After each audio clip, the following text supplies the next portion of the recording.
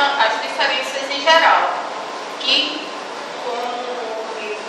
como o Cordel de Rose falou, que assim, sempre alguém está sempre querendo ser melhor do que o outro, né? Isso. Então a história ela começa.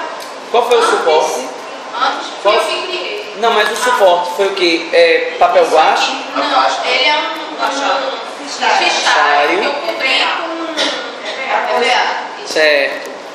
Ele começa no almoço de domingo, na manhã, onde eles estão no faqueiro.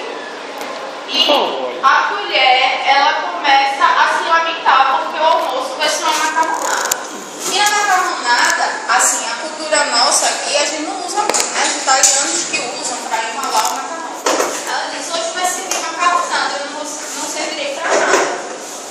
E logo depois, a faca vai e diz, você também está reclamando muito, se dê por satisfeita, se dê por contente que a noite será sopa quente. Eu não servirei para nada, porque não serviram pão.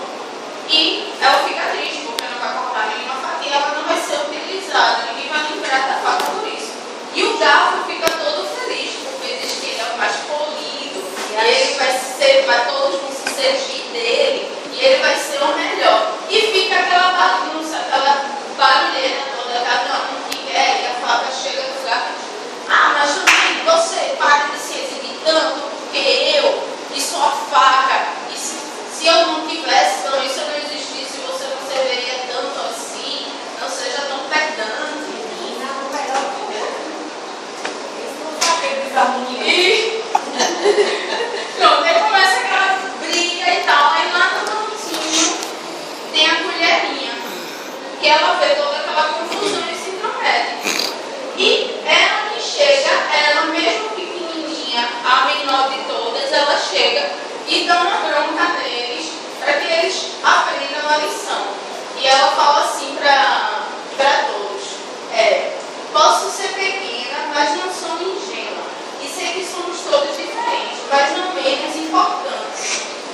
Olhem para mim, sou minúscula, enquanto a dona Concha, que é essa aqui, que foi uma improvisação,